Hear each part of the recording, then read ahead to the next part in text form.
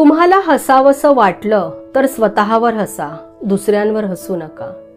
तुम्हाला हसावंसं वाटलं तर स्वतःच्या परिस्थितीवर हसा, दुसऱ्यांच्या परिस्थितीवर हसू नका. तुम्हाला हसावंसं वाटलं तर सगळ्यांना हसवा. स्वार्थ, तिरस्कार, द्वेष, आपले, परके, चांगले, वाईट या सगळ्यांच्या पलीकडे जाऊन आपल्या निरपेक्ष कृतीने सगळ्यांना आनंद द्या. या संपूर्ण ब्रह्मांडाला हसवा. कोणतीही अभिलाषा मनात न ठेवता या जगाला हसवा. नमस्कार, मी चंचला बिले आज तुम्हाला याच अर्थाची एक गोष्ट सांगणार आहे. गोष्ट फार जुनी आहे. चीनच्या उत्तर भागामध्ये 3 भिक्षुक राहत होते. त्यांचे नाव काय आहे, ते कुठून आलेले आहेत याविषयी लोकांना काहीच माहिती नव्हती, कारण ते कुणाशी काही बोलतच नव्हते. ते फक्त हसायचे, मोठमोठ्याने पूर्ण वेळ हसतच राहायचे. त्यांना कोणी काही प्रश्न विचारला तर त्याचे उत्तरही ते देत नव्हते.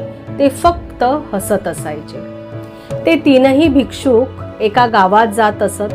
गावाच्या मध्यभागी चौकामध्ये उभे राहून मोठमोठ्याने हसत असत. त्यांचे हास्य ऐकून, हसण्याचा आवाज ऐकून गावातले सगळे लोक त्यांच्या भोवती जमा होत असत आणि हे मोठमोठ्याने हसतच राहायचे. अगदी जाणीवपूर्वक, मनापासून, तल्लीनतेने लोकांना खूप आनंद मिळावा, लोकांनी खूप हसावं या भावनेने ते फक्त हसत राहायचे. आणि मग त्यांचे ते हसणे पाहून गावातले सगळे लोकही मोठमोठ्याने हसू लागायचे. संपूर्ण गाव हास्यरूपी समुद्रामध्ये बुडून जायचा. असेच ते एका गावातनं दुसऱ्या गावात, दुसऱ्या गावातनं तिसऱ्या गावात जात असत, लोकांना हसवत असत. लोक आपली दुःख, वेदना, यातना, अडचणी सगळं काही विसरू लागले होते. हळूहळू या तिघांविषयी संपूर्ण चीनमध्ये चर्चा होऊ लागली. 3 लाफिंग मॉन्क, 3 हसणारे भिक्षुक या नावाने ते संपूर्ण चीनमध्ये प्रसिद्ध झाले. ते कुणावर हसायचं म्हणून हसत नव्हते. जणू काही ब्रह्मांडाचे गुपित त्यांना कळलेले होते.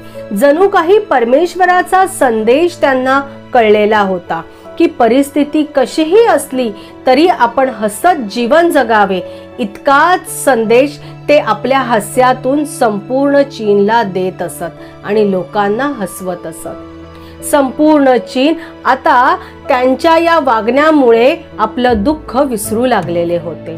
बरेच वर्ष ते असेच वागत राहिले. कालांतराने ते म्हातारे झाले. ते एका गावातून दुसऱ्या गावात जात असताना एका रात्री ते एका गावामध्ये थांबलेले होते.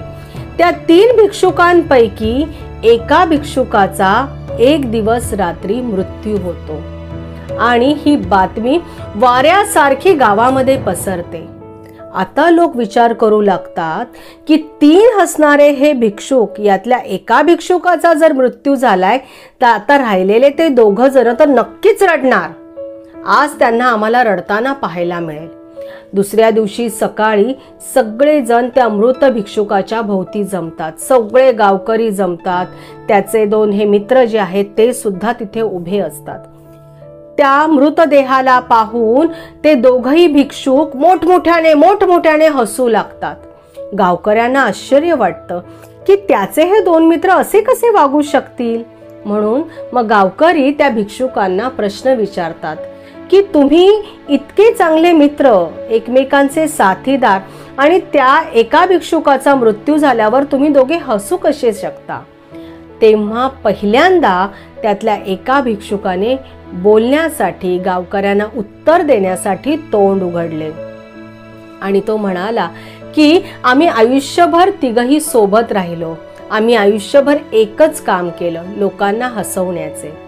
आम्ही त्या हास्याने लोकांना आनंद दिला, स्वतः आनंदी राहिलो. आयुष्यभर तेच केल्यानंतर जेव्हा आता आम्ही आमच्या मित्राला अखेरचा निरोप देतोय तेव्हा आम्ही त्याला हसूनच निरोप देऊ इच्छितो. आम्ही त्याला रडून निरोप देऊ इच्छित नाही. आता ते दोघही भिक्षुक हसतच होते आणि जो मृत पावलेला भिक्षुक होता तोही चितेवर हसतच होता, कारण मरेपर्यंत तो हसत राहिला आणि तो हसरा भाव चेहऱ्यावर घेऊनच त्याचा मृत्यू झालेला होता. आता पुन्हा एकदा ते 3 भिक्षुक हसत असलेलेच लोकांना अनुभवाला आले. मृत पावलेल्या व्यक्तीला शेवटची अंघोळ घालायची, त्याचे कपडे बदलायचे, हा जो रिवाज आहे, ही पद्धत चीनमध्येही प्रचलित होती. पण या मृत भिक्षुकाने आधीच सांगितलेले होते की मी मेल्यावर मला शेवटची अंघोळ घालायची नाही, माझे कपडे बदलायचे नाहीत, कारण मी कधी अशुद्धच झालो नाही. माझ्या मनात कधी असे विचारच आले नाही की ज्यामुळे मी कधी अशुद्धच झालो नाही. मी फक्त आयुष्यभर हसत राहिलो. माझ्या शरीरावर, माझ्या मनावर मी कुठलीच धूळ जमा होऊन दिली नाही. वाईट विचारांची, नकारात्मक विचारांची, द्वेषाची कुठलीच धूळ मी माझ्या मनावर कधीच जमू दिली नाही आणि त्यामुळे मी पूर्ण शुद्ध आहे. मी मेल्यावरही मला अंघोळ घालू नका किंवा माझे कपडेही बदलू नका. त्यानंतर या मृत भिक्षुकाला अग्नी देण्यात आला. जेव्हा अग्नी देण्यात आला तेव्हा लोकांना समजले की त्या मृत भिक्षुकाने आपल्या कपड्यांमध्ये फटाके लपवून ठेवलेले होते, कारण अग्नी दिल्यावरती ते फटाके फुटले व संपूर्ण आकाश विविध रंगांनी भरून गेले.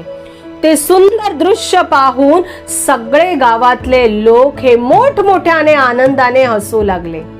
दोन्ही भिक्षुकांनी विचार केला की मेल्यावरही या आपल्या मित्राने लोकांना हसवले. हे जे हसवणं होतं हे अखेरचं हसवणं होतं. ज्याच्यामुळे लोक आता हसलेले होते त्या भिक्षुकाचे अखेरचे हसवणे हे लोकांसाठीचे होते. लोकांना हसवत राहायचं, लोकांना आनंद द्यायचा, हाच विचार करत हे दोघेही भिक्षुक एका गावातनं दुसऱ्या गावात आपला प्रवास चालू ठेवून चालत राहिले.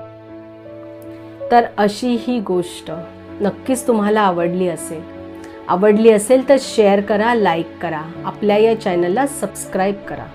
शेवटच्या 2 ओळी फक्त तुमच्यासाठी. प्रत्येकात आहे काहीतरी खास, म्हणूनच जगण्याची आहे आस, म्हणूनच जगण्याची असावी आस. धन्यवाद.